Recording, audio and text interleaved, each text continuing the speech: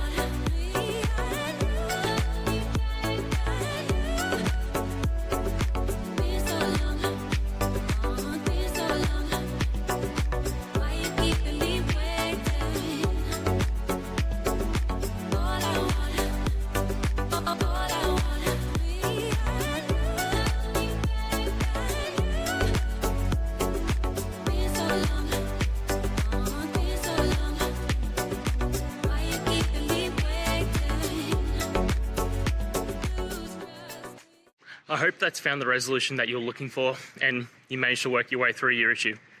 Please, if it did help, hit subscribe. I'd really appreciate it. And until the next technical time you need help, have a good one.